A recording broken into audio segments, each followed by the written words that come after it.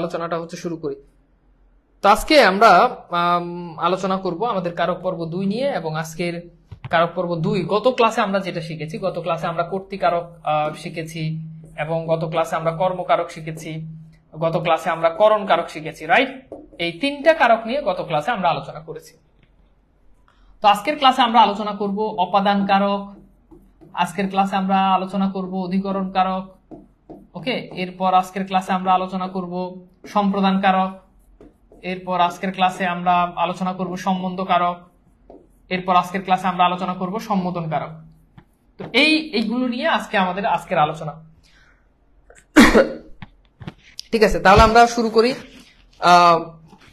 আজকের আলোচনা। তো গত ক্লাসে আমরা যেখান পর্যন্ত পড়েছিলাম, আমরা জানি যে সাধারণত আমরা যদি বলি যে কি অথবা কাকে, এটা দিয়ে আমরা যদি প্রশ্ন করি তাহলে যেটা পাই সেটা কোন কারক বলেন তো?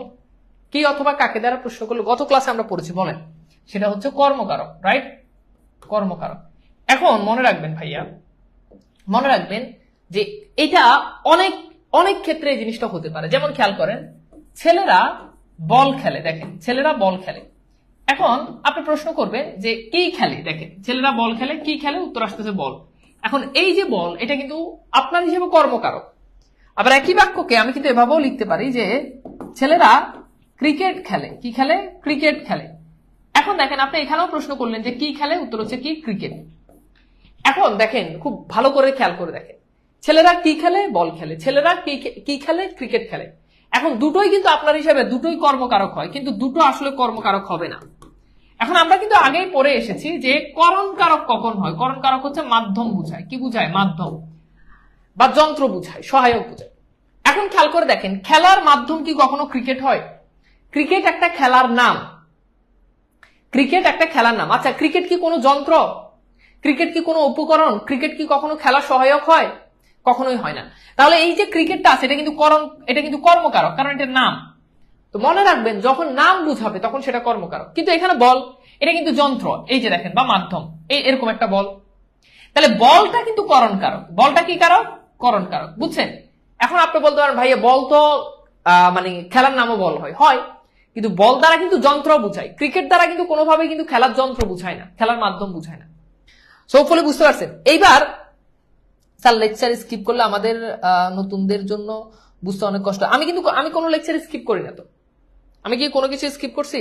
আপনাদেরকে যা যা, এই যে কারকের উপর 2টা ক্লাস, যা যা পড়ানোর দরকার সবকিছু পড়াচ্ছি, কোনো জিনিস স্কিপ করতেছি না। হ্যাঁ, কিছু জিনিস আমি যেগুলো একেবারে আননেসেসারি জিনিস, এগুলো দরকার নাই, মানে এটা আপনার বেসিক স্ট্রং করতেও সাহায্য করে না, ওগুলো হয়তো বাদ দিই, বাট আপনাদেরকে যেটা পড়াচ্ছি এনাফ। এবং আমি কিন্তু প্রত্যেকটা জিনিস যা পড়াই সেটা কিন্তু আপনাদেরকে বিগত সালের প্রশ্ন সলভ করাই দেখে দিই। কেন? যেটা আমি যেটা পড়াচ্ছি সেটার উপরে যে আসলে প্রশ্ন আসে, সেটা আপনাদেরকে নমুনাটা দেখাচ্ছি। আচ্ছা, তাহলে বুঝতে পারছেন। এইবার আপনারা বলেন, আমি যদি বলি যে ছেলেরা ব্যাট খেলে, এবার বলেন ব্যাট এটা কি কর্মকারক নাকি এটা করণ কারক? এই ব্যাট এটা কি কর্মকারক নাকি এটা করণ কারক বলেন তো? ব্যাটটা কি কর্মকারক নাকি ব্যাটটা করণ কারক? এই তন্ময়, তন্ময়, এই আমাকে একটু ফ্রিজের ঠান্ডা পানি আর নর্মাল পানি মিক্স করে 1 গ্লাস পানি দাও তো। তাহলে বলেন কি হবে? বলেন দ্রুত দ্রুত বলেন কি হবে? Very good. এখন তাহলে ব্যাট দ্বারা কি বুঝায় বলেন তো? ব্যাট দ্বারা কিন্তু খেলার যন্ত্র বুঝায়, মানে মাধ্যম বুঝায়। এটা কিন্তু খেলার নাম না। হ্যাঁ, এটা খেলার নাম হইতে পারে, যেন চল ব্যাট খেলি, বাট এটা খেলার নাম হইলো, এটা দ্বারা কিন্তু মাধ্যম বুঝায়, মানে যন্ত্র বুঝায়। সুতরাং এটা কিন্তু করণ কারক। কি কারক? করণ কারক। কথা কি বুঝতে পারছেন? এবার চলেন, আমি বললাম যে ছেলেরা সাঁতার কাটে। এখন বলেন তো, ছেলেরা সাঁতার কাটে, এখানে সাঁতার কোন কারক? দেখেন পারেন কিনা। ছেলেরা সাঁতার কাটে, সাঁতার কোন কারক? এরপর আসেন, আমি বললাম যে ছেলেরা লুডো খেলে, লুডো কোন কারক? এরপর আরেকটা বাক্য, আমি বললাম যে ছেলেরা ছক্কা খেলে। এখন বলেন তো, ছক্কা কোন কারক? ঠান্ডা ফ্রিজে নেই, এদিকে আসো, তো মিক্স করে দাও,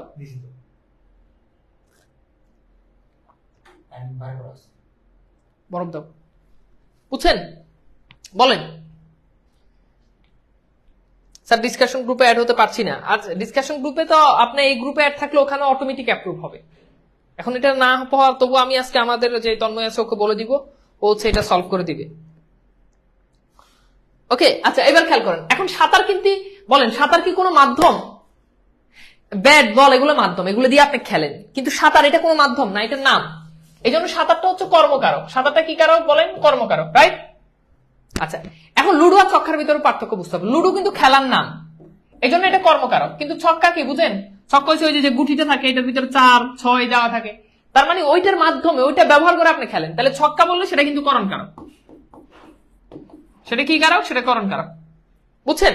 আচ্ছা, এইবার বলেন খেলার রিলেটেড যে ঝামেলাগুলো, খেলার উপকরণ এই রিলেটেড যে ঝামেলা, সেটা কি আপনারা কি ক্লিয়ার বলেন তো? আমি কি আপনাদেরকে এটা বুঝাইতে পারছি বলেন তো?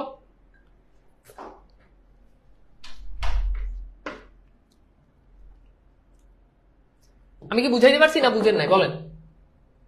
বুঝলে বলেন। আচ্ছা, তো এরকম আমাদের পরীক্ষাতে অনেক প্রশ্ন কিন্তু আসে, অনেক আমাদের পরীক্ষাতে প্রশ্ন আসে, বুঝছেন? Super clear? Okay, very good, very good, thank you. আচ্ছা, তো যদি বুঝেন তাহলে চলেন আমরা একটু, আশা করি বুঝছেন। হ্যাঁ, আচ্ছা, এইবার দেখেন, এবার বলেন এখানে এটা কোন কারক বলেন তো?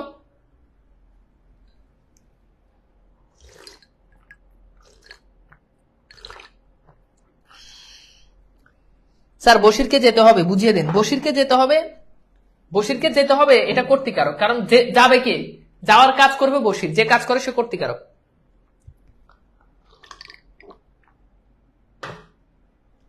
তাহলে বুঝছেন, ক্রিকেট কিন্তু খেলার নাম, সুতরাং এটা কর্মকারক, তাই না? কর্মে শূন্য, তাহলে এটা কি হবে বলেন তো? কর্মে প্রথমা। প্রথম মানে কি? শূন্য, যেটা প্রথমা সেটাই শূন্য।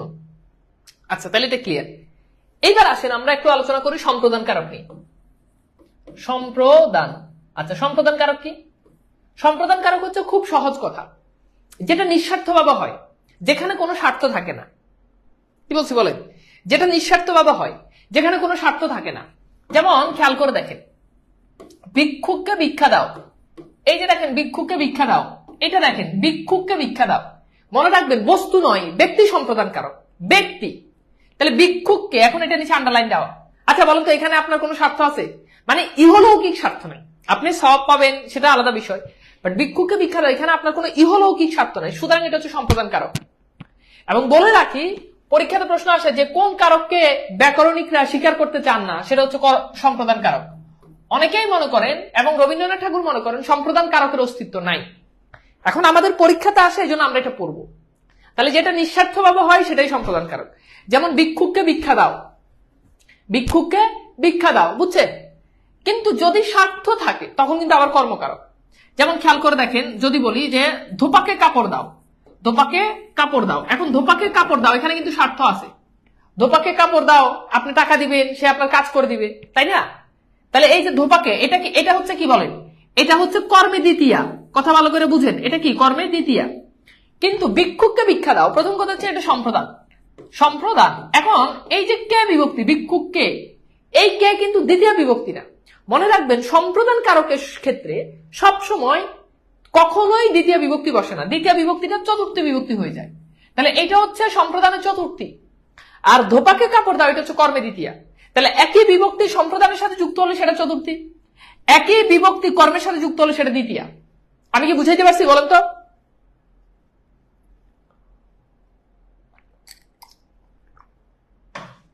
স্যার ব্যবহার বংশের পরিচয় মানে আপনার পরিচয়ের মাধ্যম কি? মাধ্যম হচ্ছে ব্যবহার, এই জন্য ব্যবহারটা হচ্ছে করণকারক। স্যার মুসুলধারে বৃষ্টি পড়ে, এটা বুঝিয়ে দিন। মুসুলধারে বৃষ্টি পড়ে কোনটা নিচে আন্ডারলাইন, সেটা তো বলতে হবে। আমি কি বুঝাইতে পারছি? স্যার আপনি কিসে চাকরি পেয়েছেন? আপনার চাকরি সংবাদ জানলে আমি কিসে চাকরি পেয়েছি সেটা হচ্ছে জানার কথা, বুঝছেন? আমি কি বুঝাইতে পারছি একটু পর্যন্ত? ওকে, এবার চলেন আমরা দেখি যত ভালো কাজ, যত নিঃস্বার্থভাবে যত কাজ। যেমন খেয়াল করে দেখেন, অন্ধজনে দেহ আলো, অন্ধজনে দেহ বা দাও, এটাকে বলা হয় দেহ, দেহ মানে দাও। তাহলে অন্ধজনকে আলো দিবেন, এটা কি? নিঃস্বার্থভাবে। তাহলে অন্ধজন, এটা সম্প্রদান, বুঝছেন? ভালো কাজ সম্প্রদান। দিনে দয়া করো, দিনে মানে কি? দরিদ্র, দিনে দয়া করো, ভালো কাজ, তাহলে দিনে দয়া করো সম্প্রদান। ব্যক্তি সম্প্রদান কারক, বস্তু নয়, ব্যক্তি সম্প্রদান কারক, দিনে দয়া করো, দিনে সম্প্রদান কারক। এরপর দেখেন বস্ত্রহীনে বস্ত্র দাও, তাহলে যার বস্ত্র নাই তাকে বস্ত্র দিবেন, সম্প্রদান কারক। এরপর লিখেন গৃহহীনে গৃহ দাও, যার ঘর নাই তাকে ঘর দিবেন, সম্প্রদান কারক। এরপর লিখেন গুরুজনে কর নতি, গুরুজনে কর নতি মানে গুরুজনকে নতি নত হবেন সম্প্রদান কারক, এটা তো কোনো স্বার্থ নাই।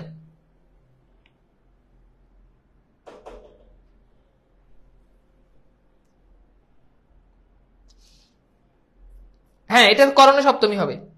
আচ্ছা, আমি কি বুঝাইতে পারছি বলেন? সম্প্রদান কারক কি আমি কি আপনাদেরকে বুঝাইতে পারছি বলেন তো? সম্প্রদান কারক কি বুঝাইতে পারছি বলেন? সম্প্রদান কারক কি বুঝাইতে পারছি?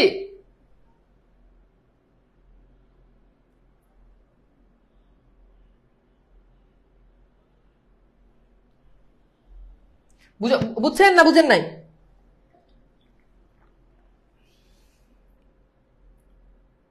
দিনে দয়া করো বুঝি নাই। এই দিন মানে হচ্ছে দরিদ্র, মানে দরিদ্রকে দয়া করবেন। দিন মানে হচ্ছে গরিব, বুঝছেন? ওকে, ভেরি গুড, থ্যাংক ইউ।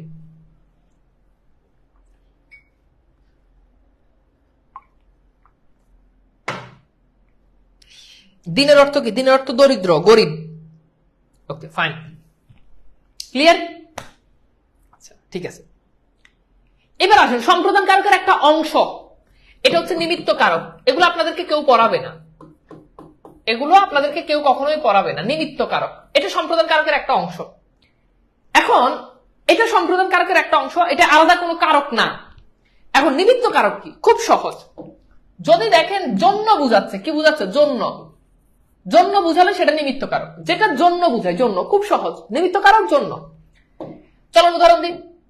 যেমন খেয়াল করে দেখেন, এবারের সংগ্রাম স্বাধীনতার সংগ্রাম, তাই না? এবারের সংগ্রাম স্বাধীনতার সংগ্রাম। এখন দেখেন, খেয়াল করে দেখেন, এবারের সংগ্রাম, এখন সংগ্রামটা কিসের জন্য? দেখেন সংগ্রামটা কিসের জন্য? এবারের সংগ্রাম স্বাধীনতার সংগ্রাম। সংগ্রামটা কিসের জন্য বলেন? উত্তর কি আসবে? সংগ্রামটা কিসের জন্য? জন্য বুঝাচ্ছে, জন্য। সংগ্রামটা কিসের জন্য? স্বাধীনতার জন্য। তার মানে এটা হচ্ছে নিমিত্ত কারক। এখন অপশনে যদি নিমিত্ত কারক না থাকে সেক্ষেত্রে আপনি সম্প্রদান দিবেন, বাট অপশনে আছে নিমিত্ত কারক, এটা নিমিত্ত, এক নাম্বার। এখন মনে রাখবেন নিমিত্ত কারকেও দ্বিতীয় বিভক্তি বসে না। একটা উদাহরণ দিলে তাহলে আরো ভালো বুঝবেন। মসজিদে চাঁদা দাও, এখানে মসজিদে বস্তুবাচক। স্যার বাক্যের, স্যার ব্যাকরণ মডেল টেস্টটা কিভাবে অর্ডার করবো? আমাদের পেজে, পেজে এসব কথা ক্লাসে বলবেন না। পেজে তানভীর স্যার পেজ আছে, সেখানে গিয়ে বলবেন। এখানে শুধু পড়াশোনার কথা বলবেন, ঠিক আছে? কিভাবে বই অর্ডার দিবে, ইয়ে করবে, তাহলে বুঝছেন? এরপর আসেন, এবার লিখলাম বেলা যে চলে এলো বা বেলা যে পরে এলো, বেলা যে পরে এলো, জলকে চল, জলকে চল। এখন দেখেন মানে বেলা যে পরে এলো, বেলা শেষ হয়ে যাচ্ছে, সন্ধ্যা হয়ে যাচ্ছে। জলকে চল মানে জলের জন্য চল, মানে জল আনতে চল। তাহলে এই জলকে দ্বারা কি বুঝাচ্ছে? জলের জন্য চল, তাহলে জন্য বুঝাচ্ছে। তার মানে এটা হচ্ছে কি? নিমিত্ত কারক। এখন এই যে জলকে, এখন বলুন তো এটা কি নিমিত্ত, এটা কি নিমিত্ত কারকের দ্বিতীয় বিভক্তি হবে, অর নিমিত্ত কারকের চতুর্থী বিভক্তি হবে? বলেন, এটা কমন সেন্স খাটায় উত্তর করবেন। বলেন, এটা কি নিমিত্ত কারকের দ্বিতীয় বিভক্তি হবে নাকি এটা নিমিত্ত কারকের চতুর্থী বিভক্তি হবে? বলেন তো, এটা কি নিমিত্ত কারকের দ্বিতীয় বিভক্তি হবে নাকি এটা নিমিত্ত কারকের চতুর্থী বিভক্তি হবে? বলেন, আপনার কাছে কোনটা মনে হয়? মানে কোনটা আপনার কাছে মনে হয়?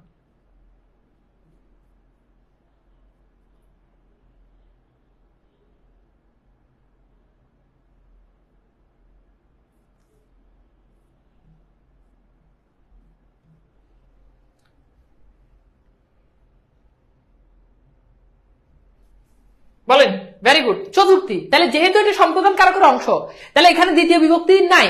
সম্প্রদান কারক নিমিত্ত কারকের দ্বিতীয় বিভক্তি বলে কিচ্ছু নাই, তার মানে এটা কি? দ্বিতীয়। ওকে, তাহলে এইবার বলেন আপনারা কি মানে নিমিত্ত কারকটা বুঝতে পারছেন? এটা সম্প্রদান কারকের একটা অংশ, এটা জন্য বুঝাবে। এবারে সংগ্রাম স্বাধীনতার সংগ্রাম মানে স্বাধীনতার জন্য সংগ্রাম। বেলা যে পড়ে এলো, জলকে চল মানে জলের জন্য চল, জন্য বুঝাবে, শেষ। ওকে, ক্লিয়ার? বলেন, ক্লিয়ার এতটুকু পর্যন্ত? আমি কি বুঝাইতে পারছি? এবার দেখেন কিছু প্রশ্ন দেখি। হ্যাঁ, এই যে দেখেন এখানে প্রশ্ন আসছে, বেলা যে পড়ে এলো, জলকে চল। এখন বলো, এটা মন্ত্রণালয়ে আসছে, প্রশ্ন সলভ করেন। সমিতিতে চাঁদা দেওয়া, এটা কিভাবে সম্প্রদান কারক হয়? মানে সমিতিতে, সমিতি বুঝতে হবে। সমিতি মানে হচ্ছে, মানে মাঝে মধ্যে আমরা গরিবদেরকে টাকা দিই না কিছু সমিতিতে। কিছু সমিতি আছে যেমন যে কিছু সমিতি আছে আপনার মানুষের জন্য কাজ করে, দরিদ্র বন্যার্থদের জন্য, গরিবের জন্য, ঠিক আছে? এটা সাধারণত আমরা নিঃস্বার্থভাবে সমিতিগুলোতে টাকা দিই। সাধারণ মানুষের উপকারের জন্য। তাহলে এটার উত্তর কি হবে বলেন? এখানে কিন্তু সম্প্রদান নাই, দেখছেন এখানে আছে কি বলেন? এটা হচ্ছে কি হবে বলেন তো? নিমিত্তার্থে চতুর্থী। এটা কি বলেন? নিমিত্তার্থে চতুর্থী। Very good. এটা কি হবে বলেন? নিমিত্তার্থে চতুর্থী। ওকে, এবার আসেন এটা গুরুজনে ভক্তি করো, এটা কোন কারক বলেন? গুরুজনে ভক্তি করো কোন কারক?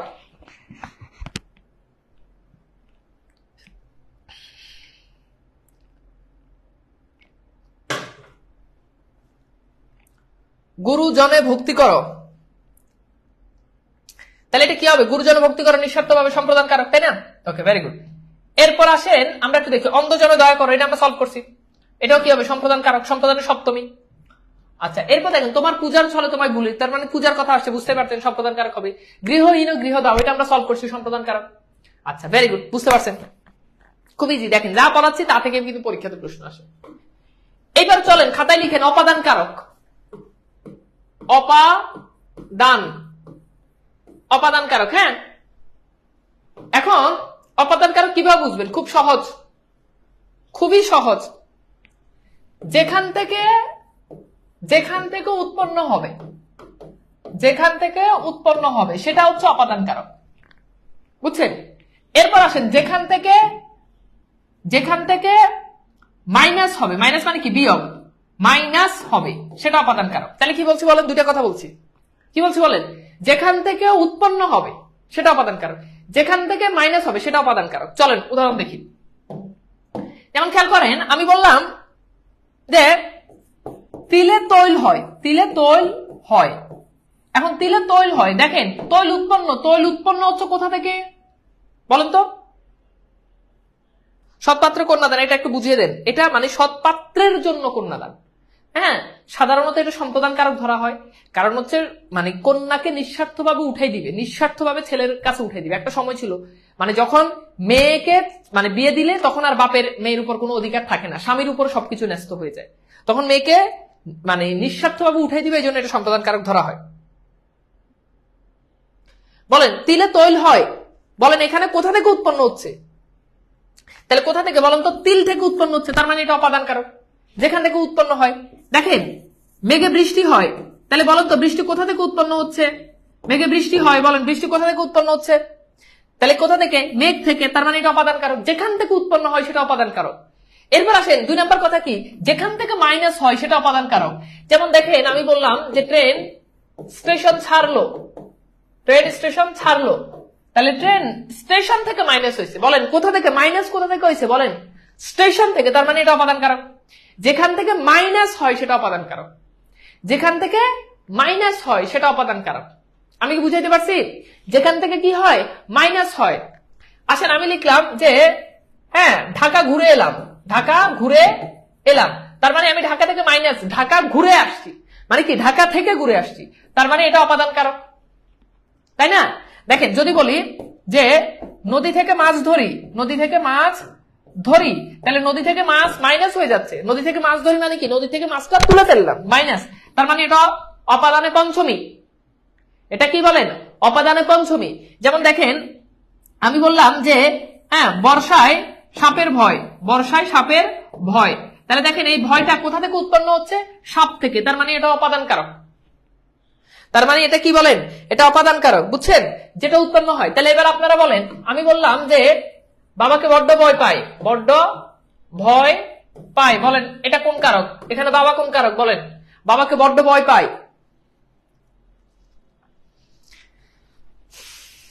বাবাকে বড্ড ভয় পাই, বলেন। তাহলে এখন ভয় কোথা থেকে? তা কার থেকে উৎপন্ন হচ্ছে? বাবা থেকে, তার মানে এটা অপাদান কারক। এটা কোন কারক? অপাদান কারক। এরপর দেখেন, আচ্ছা আমি যদি বলি যে খেয়াল করেন, আমি বললাম যে পরীক্ষার ভয়ে, দেখেন পরীক্ষার ভয়ে জ্বর উঠে গেল, পরীক্ষার ভয়ে জ্বর উঠে গেল। এখন দেখেন বলেন এখানে অপাদান কারক কোনটা? পরীক্ষার ভয়ে জ্বর উঠে গেল।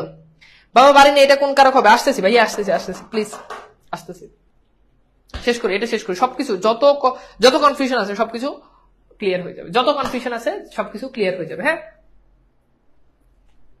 বুঝছেন? ওকে,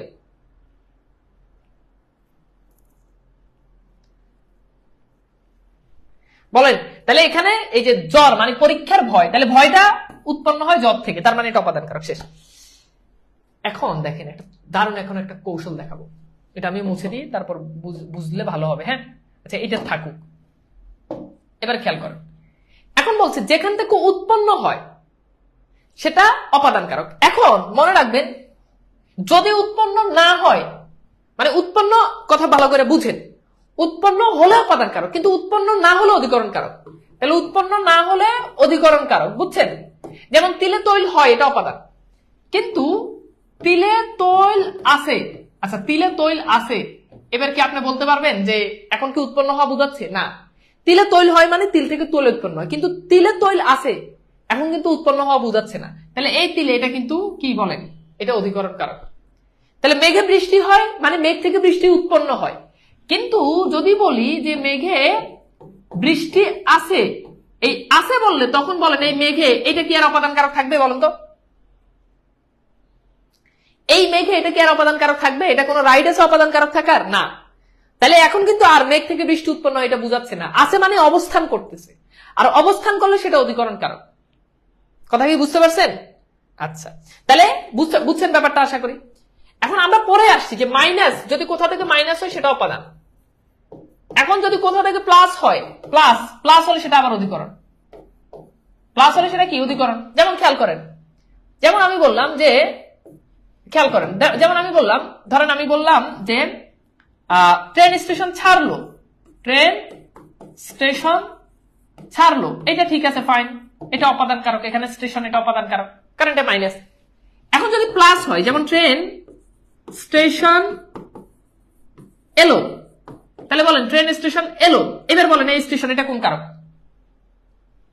ট্রেন স্টেশন এলো, এইটা বলেন ট্রেন স্টেশন এলো, এবার বলেন তো ট্রেন স্টেশন এলো, ট্রেন স্টেশন এলো, এবার বলেন, এবার প্লাস হয়েছে, তার মানে এই একই স্টেশন অপাদান, কিন্তু এই একই স্টেশন এখানে এসে হয়ে গেল কি অধিকরণ। কি হলো বলেন? অধিকরণ। বুঝছেন কথা কি বুঝা গেছে? আচ্ছা, তাহলে এবার দেখেন, আমি দেখি, যেমন খেয়াল করে দেখেন, নদীতে মাছ আছে, এবার বলেন এখানে নদীতে কোন কারক? আবার আমি বললাম যে নদী থেকে মাছ ধরি, তাহলে বলেন নদী থেকে মাছ ধরি, এখন বলেন নদী কোন কারক?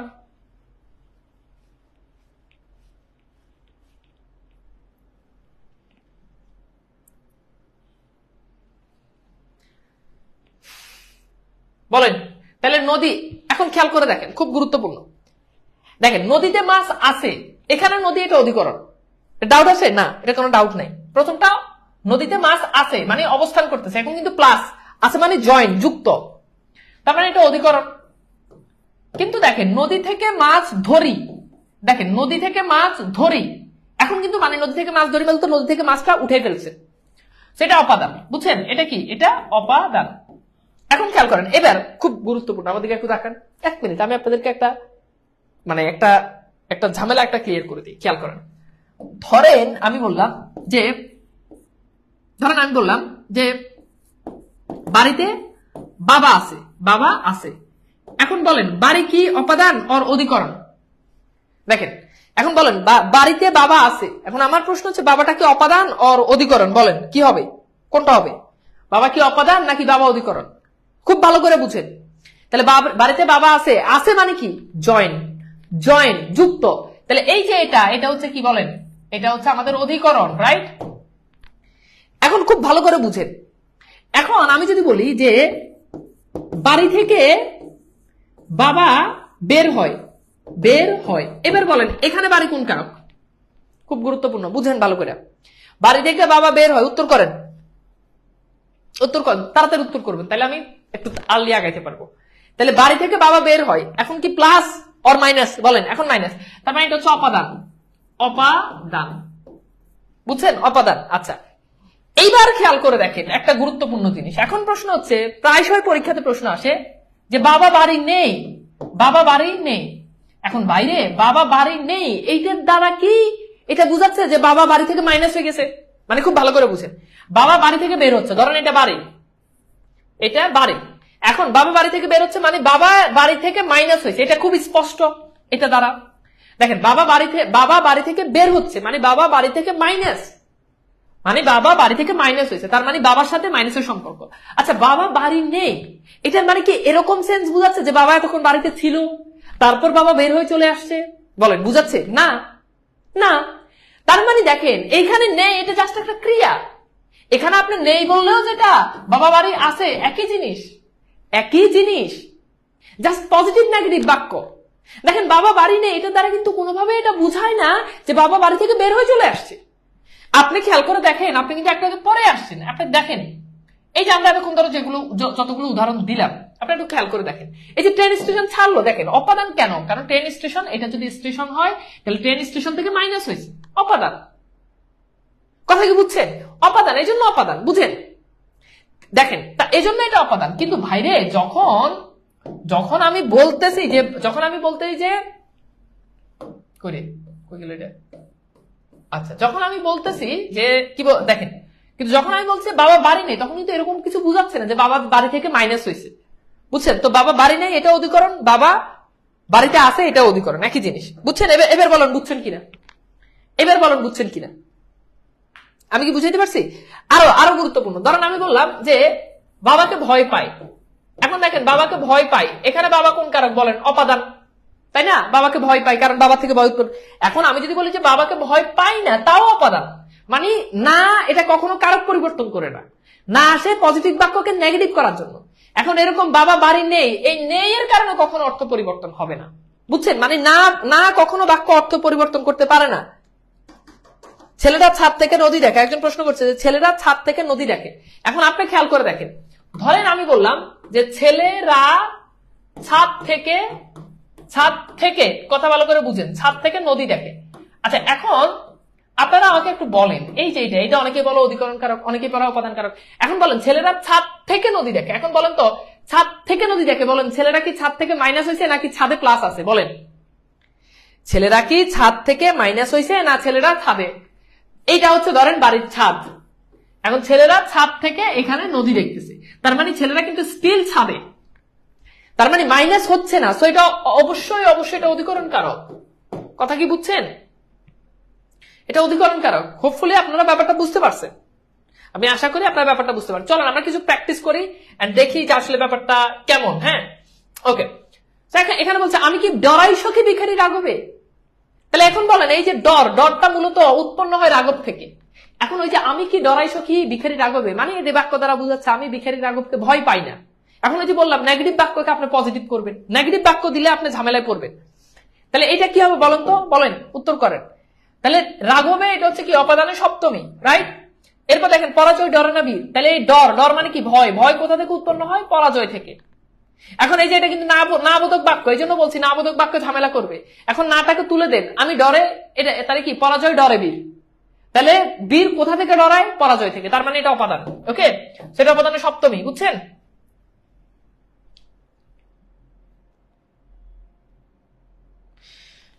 ভয় পাওয়ার মাধ্যম বাবা, তাহলে বাবা করণ কারক কি? ভয় পাওয়ার মাধ্যম বাবা মানে কি? বাবাকে বড্ড ভয় পায়, মানে ভয়টা বাবার থেকে উৎপন্ন হয়। খুব সহজ জিনিস, ভয়টা কার কাছ থেকে আসে? এখন আমি কি বাবার মাধ্যমে ভয় পাই, যে বাবাকে কেন্দ্র করে আমি অন্য কোনো কিছুকে ভয় পাই, এরকম? আচ্ছা ওকে, আচ্ছা এরপর দেখেন গাড়ি স্টেশন ছাড়লো, এটা আমরা সলভ করছি না? গাড়ি স্টেশন ছাড়লো, গাড়ি স্টেশন ত্যাগ করলো, যাই বলেন কি হবে? অপাদান কারকে শূন্য। আচ্ছা এরপর দেখেন পাপে বিরত হও, খুব গুরুত্বপূর্ণ একটা প্রশ্ন। প্রথমটা আরেকবার বুঝিয়ে দিলে ভালো হয়। প্রথমটা কি জানিছিল? আমি কি ডরাই সখী ভিখারি রাঘবে, মানে রাঘবকে, মানে আমি কি ভিখারি রাঘবকে ডরাই। তাহলে ডর মানে কি? ভয়টা উৎপন্ন কোথা থেকে হয়? রাঘব থেকে, তার মানে এটা অপাদান। গগনে গারো যে মেঘ গণ বর্ষা, আপনি আগে কারকের ক্লাস ভালো করে করেন, উল্টাপাল্টা প্রশ্ন করবেন না। উল্টাপাল্টা প্রশ্ন বারবার বলছি, বাক্যের কখনো কারক হয় না। কারক কোন পদের কারক সেটা খালি আন্দাজে একটা লাইন পাইছেন বলে দিচ্ছেন যে এটা কখনো হয়। এই যে দেখেন প্রশ্ন দেখেন, পাপে বিরত হও, মানে আপনাকে একটা জিনিসের নিচে আন্ডারলাইন করে দেওয়া থাকবে। এই যে এখানে পাপে বিরত হও বলতে বোঝাচ্ছে পাপের নিচে। এখন আপনি কোনটার নিচে বুঝাচ্ছেন সেটা তো বুঝতে হবে, কোনটার কারক নির্ণয় করতে হবে। তো আপনি যেটা বুঝাচ্ছেন সেটা হচ্ছে গগনের নিচে। গগন মানে হচ্ছে আকাশ, সেটা অধিকরণ কারক। আচ্ছা, তাহলে এটা কি হবে বলেন তো? পাপে বিরত হও, তাহলে মানে পাপ থেকে মাইনাস হও। বিরত মানে কি? পাপ থেকে মাইনাস হও। সেটা অবশ্যই কি হবে বলেন তো? এটা অবশ্যই অপাদান কারক। হ্যাঁ, আচ্ছা এবার দেখেন, যেখানে ভাগের বয় সেখানে সুন্দর হয়। এখন এখানে বাঘের নিচে আন্ডারলাইন দেওয়া। এখন বলেন বাঘের এটা কোন কারক হবে? উত্তর করেন, একটু দ্রুত উত্তর করেন। যেখানে বাঘের বয় সেখানে সুন্দর হয়, এখন বাঘের নিচে আন্ডারলাইন দেওয়া। এখন উত্তর করার তো দেখেন পারেন কিনা।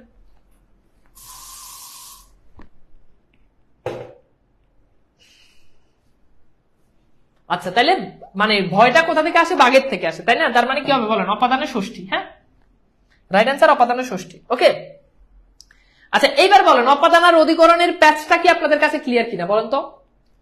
অপাদান আর অধিকরণের প্যাচটা কি ক্লিয়ার কিনা? যদি ক্লিয়ার হয় তাহলে বলেন যে সুপার ক্লিয়ার। বলেন অপাদান এবং অধিকরণ কারকের প্যাচ ক্লিয়ার কিনা? অপাদান আর অধিকরণ কারকের প্যাচ ক্লিয়ার কিনা?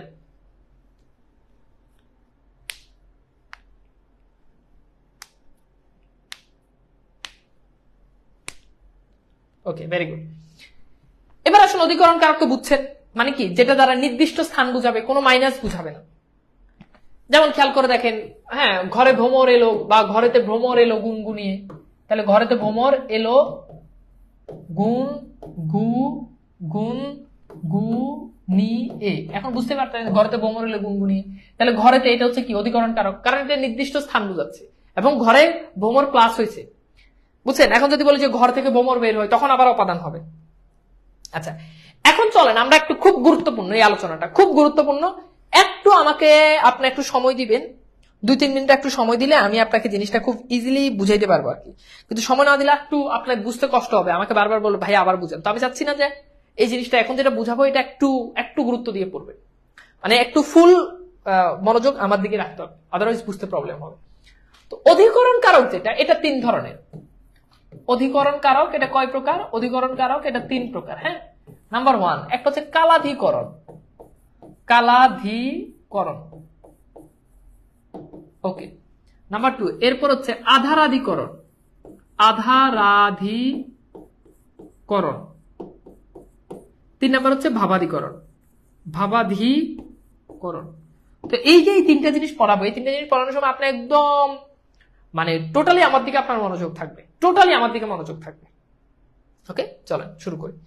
আচ্ছা, কালাধিকরণটা কি? কালাধিকরণ মানে হচ্ছে কাল। কাল মানে কি? সময়। অর্থাৎ যদি কোনো কারক দ্বারা সময় বোঝায় তাহলে সেটা কালাধিকরণ বা অধিকরণ কারক। যেমন খেয়াল করে দেখেন, আমি যদি বলি যে প্রভাতে উঠিল রবি, হ্যাঁ, উঠিল রবি লোহিত বরণ, লোহিত বরণ। তাহলে এখন বলেন এখানে কোন পদটা দ্বারা কাল বুঝাচ্ছে? বলেন, যেটা কাল বুঝাই সেটাই। অর্থাৎ এখানে কোনটা কালাধিকরণ কারক হবে? বলেন কোনটা কালাধিকরণ হবে বলেন তো? কাল বুঝাচ্ছে বা সময় বুঝাচ্ছে কোনটা? প্রভাতে। তার মানে এটা কি বলেন? অধিকরণের সপ্তমী। অধিকরণের কোন প্রকার কালাধিকরণ? এটা অধিকরণ কারক, বাট কোন প্রকার কালাধিকরণ? বুঝছেন কথা কি? বুঝাইতে পারছি না বুঝেন নাই? বলেন। দেখেন যদি বলি যে শুক্রবার স্কুলে যাব, তাহলে শুক্রবার স্কুলে যাব। এখন শুক্রবার এটা কি? কালাধিকরণ, কারণ এটা কাল, এটা একটা সময়কে নির্দেশ করতেছে। হ্যাঁ, বুঝছেন? এটা কি? এটা কাল, এটা একটা সময়কে নির্দেশ করতেছে। Very good. এইবার আসেন আধারাধিকরণ যেটা, এটা আবার 3 ধরনের। খেয়াল করেন, এই যে আধারাধিকরণ, 1 নাম্বার ঐকদেশিক। ঐকদেশিক। 2 নাম্বার অভিব্যাপক। অভিব্যাপক। 3 নাম্বার বৈষয়িক। বৈষয়িক। বুঝছেন? তাহলে কি বললাম যে আধারাধিকরণ এটা আবার 3 ধরনের। একটা হচ্ছে ঐকদেশিক, আর একটা অভিব্যাপক, আর একটা বৈষয়িক। এখন ঐকদেশিকটা কি? ধরেন এটা একটা স্থান, এই স্থানের ভিতরে যদি কোনো বস্তু এরকম আংশিক থাকে, মানে পুরোটা জুড়ে না থাকে, হালকা আংশিক, তাহলে এটা হচ্ছে ঐকদেশিক। আর অভিব্যাপকটা কি? যদি কোনো স্থানে নির্দিষ্ট বস্তু পুরো জায়গা জুড়ে যদি থাকে এরকম, হ্যাঁ, তাহলে সেটা হচ্ছে কি? সেটা হচ্ছে অভিব্যাপক। বুঝছেন? যেমন খেয়াল করে দেখেন, ধরেন আমি বললাম যে পুকুরে মাছ আছে, পুকুরে মাছ আছে। এখন বলেন এই পুকুরে এটা কি ঐকদেশিক হবে না অভিব্যাপক হবে? দুটো চিত্রের দিকে তাকাই বলেন, দুটো চিত্রের দিকে তাকাই বলেন। এরপর আমি বললাম যে পুকুরে পানি আছে। এবার বলেন এখানে এই পুকুরে এটা কি? বলেন এটা কি ঐকদেশিক আর এটা অভিব্যাপক? বুঝে উত্তর করেন। এই যে দুইটা চিত্র দেখেন এবং দুটো চিত্র দেখে আপনি বুঝে এটার উত্তর করার জন্য ট্রাই করেন।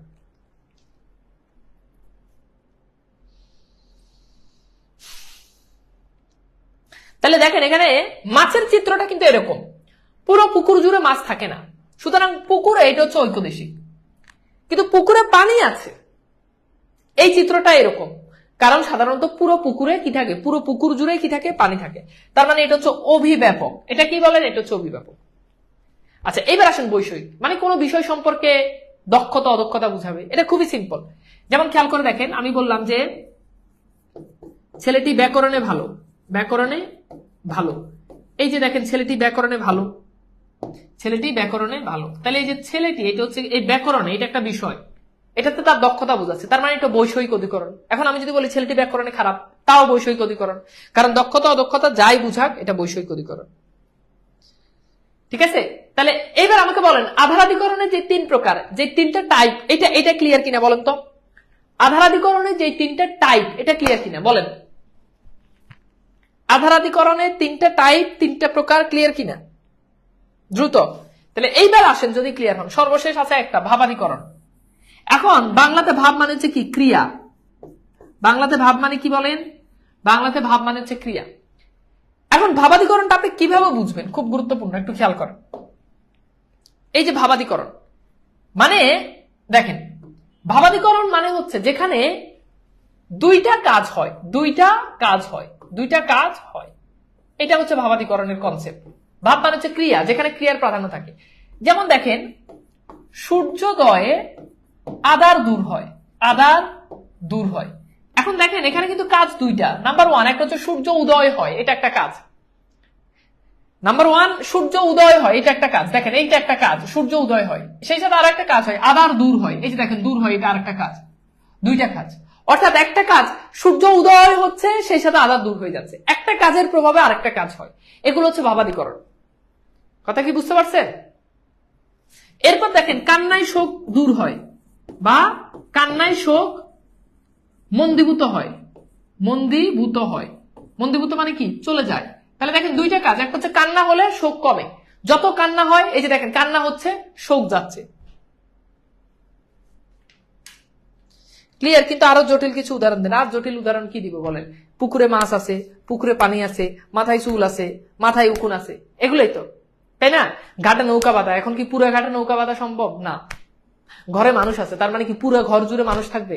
খুবই সিম্পল, খুবই সিম্পল এটাতে। আর জটিল উদাহরণ কি দিব বলেন? আশেপাশে যা দেখেন সেটাই। পরীক্ষাতে বাংলাদেশের সিচুয়েশনের 99% পরীক্ষাতে খালি এটাই আসে, পুকুরে মাছ আছে, পুকুরে পানি আছে, পুকুরে মাছ আছে, পুকুরে। যেমন আপনি ভাবাধিকরণ, আমি আপনাকে চ্যালেঞ্জ দিয়ে বলবো যে ভাবাধিকরণ বাংলাদেশে কোন পরীক্ষাতে এই দুটো উদাহরণের বাইরে ভাবাধিকরণ আসে নাই, কোন পরীক্ষায় আসে নাই, কোন পরীক্ষায় চ্যালেঞ্জ দিয়ে বললাম, আপনি দেখাতে পারবেন না। হয় সূর্যোদয় আধার দূর হয়, নাইলে কান্নায় শোক মন্দীভূত হয়। কিছু জিনিস আছে এগুলো জাতীয় প্রশ্ন, এটার বাইরে জীবনে কোনোদিন উদাহরণ আসবেই না, আসেই নাই। বুঝছেন? আচ্ছা এবার আসলে আন্ডারলাইন কোথাও হবে? আন্ডারলাইন হবে যে সূর্যোদয়, কান্নায়। মনে রাখবেন ভাবাধিকরণে সবসময় সপ্তমী বিভক্তি যুক্ত হয়, এটা কিন্তু পরীক্ষাতে অনেকবার প্রশ্ন আসে। ভাবাধিকরণে সপ্তমী, যেমন দেখেন যে এখানে সপ্তমী বিভক্তি, এখানে কান্নায় উন্তস্থ সপ্তমী বিভক্তি। কান্নায় শোক আছে, এটা কান্নায় শোক আছে এটা বলি না, বলছি কান্নায় শোক মন্দীভূত হয়, মানে আপনি যত কানবেন তত আপনার শোক কমে যাবে। এখানে যত সূর্য উদয় হবে তত মানে আধার দূর হবে, এটা আর কি, মানে একটা কাজের প্রভাবে আর একটা কাজ হয়। আমি কি বুঝাইতে পারছি? আমি কি বুঝাইতে পারছি বলেন? আমি কি বুঝাইতে পারছি? যদি বুঝেন তাহলে চলেন আমরা কিছু প্রশ্ন দেখি। আচ্ছা এইবার আসেন আমরা এই প্রশ্নটা দেখেন, বাড়ি ঘুরে এসো। এখন বাড়ি কোন কারকে কোন বিভক্তি বলেন? বাড়ি ঘুরে এসো, বাড়ি কোন কারকে কোন বিভক্তি?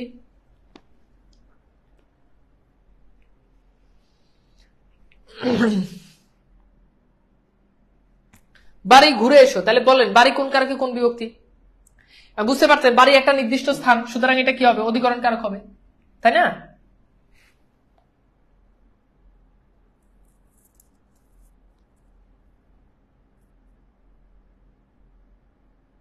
দেখেন এখানে আপনারা সি উত্তর করেন না। বাড়ি ঘুরে এসো মানে কি, মানে বাড়ি থেকে সে কিন্তু এখনো মাইনাস হয় না, আপনি তাকে বললেন বাড়ি ঘুরে এসো, তাই না? তার মানে সে কিন্তু বাড়ি থেকে মাইনাস হয় না, বুঝছেন?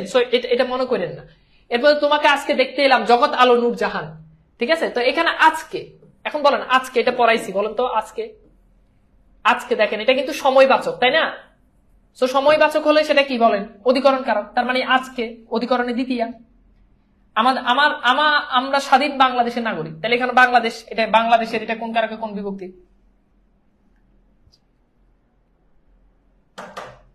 Very good. এই যে বাড়িতে তো যাই নেই, তাহলে গেলে মাইনাস হলে তখনই না উপাদান হবে, বুঝছেন?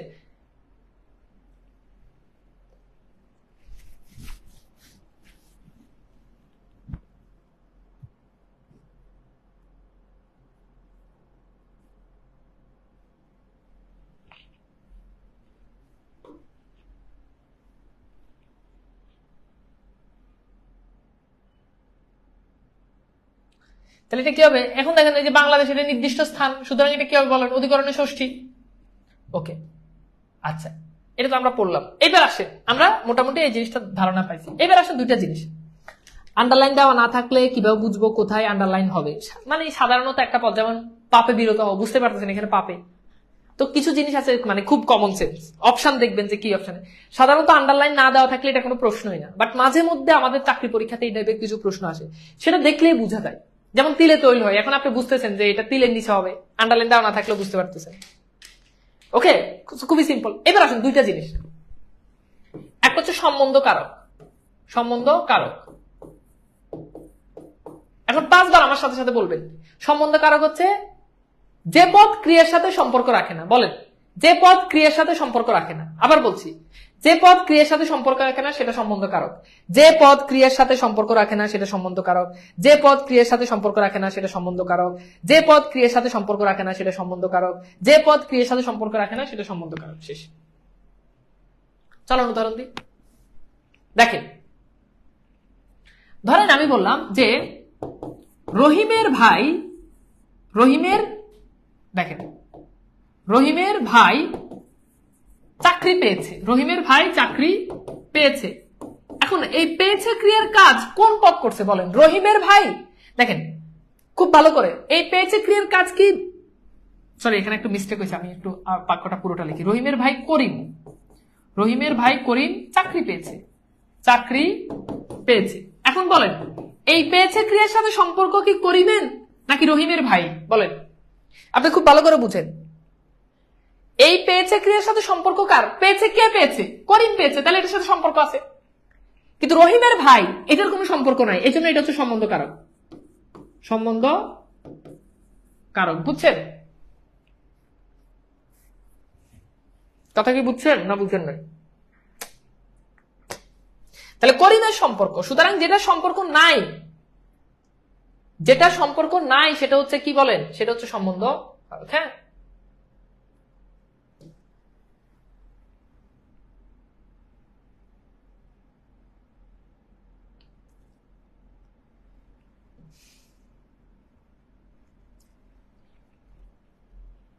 তাহলে সম্বন্ধ কারকটা কি বুঝতে পারছেন? খুব মানে খুবই সহজ জিনিস, ঠিক আছে? আচ্ছা চলেন আরেকটা উদাহরণ দিই।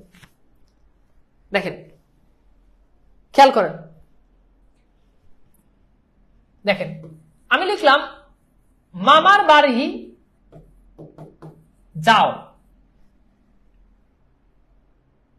এখন উদাহরণটা অ্যাকচুয়ালি এরকম হবে না।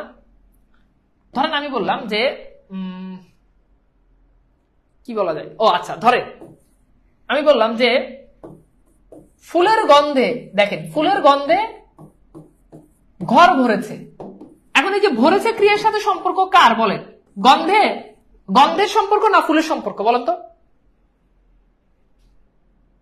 ক্রিয়ার সাথে সম্পর্ক না থাকলে এটাকে কারক বলা যাবে?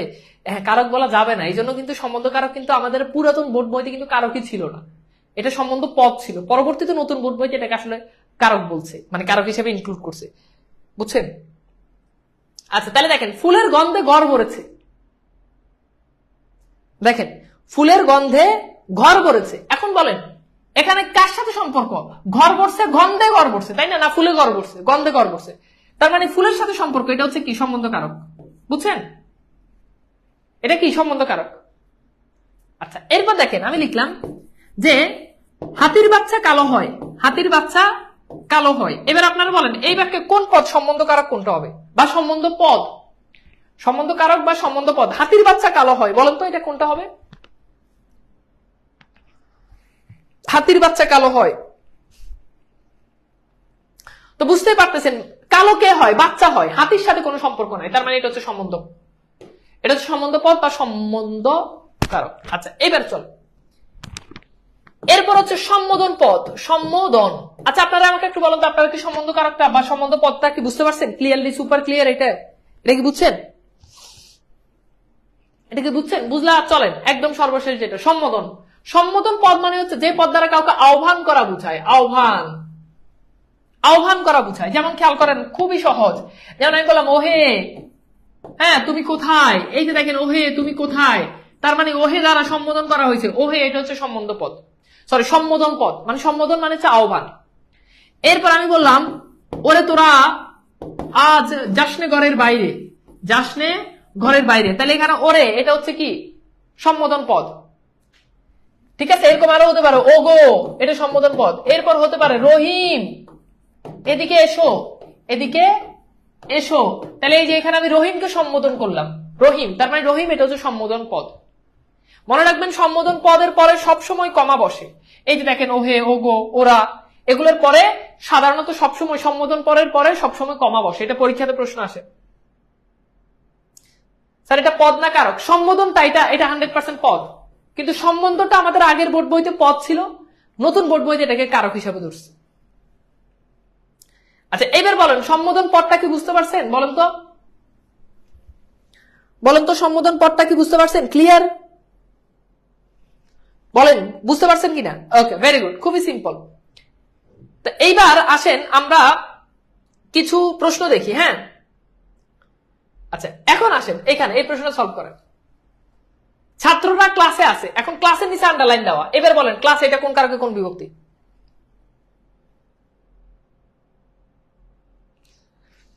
স্যার আপনি বুঝালে পারে কিন্তু নিজে নিজে করলে পারেন, এটা খুব সিম্পল।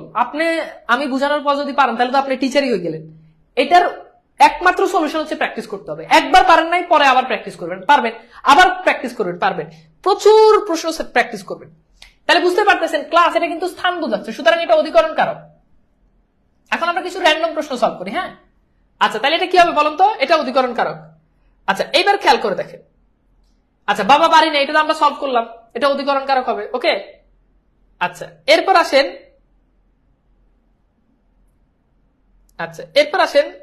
পুকুরে মাছ আছে, এই দেখেন, তাহলে এটা আমরা সলভ করছি, পুকুরে মাছ আছে, এটা কি অধিকরণ? কেমন অধিকরণ সেটাও জানি, ঐকদেশিক অধিকরণ। এটার উত্তর হচ্ছে কি খ। আচ্ছা এরপর আসেন, এবার দেখেন খেয়াল করেন, এটা এতক্ষণ অরিন্দম মানে এতক্ষণ পরে অরিন্দম, অরিন্দম মানে অরিন্দম ধরেন একজনের নাম, অরিন্দম কহিলা, কহিলা মানে বলল, হ্যাঁ, বিষাদে মানে দুঃখের সাথে, তাহলে এখন বুঝেন অরিন্দম যে কহিলা এটা হচ্ছে ক্রিয়া, এখন ক্রিয়ার সাথে এই বিষাদের সম্পর্ক কি বুঝতে পারতেছেন? যে কহিলা কিভাবে কহিলা, তাহলে তার বলার মাধ্যম কি বলেন?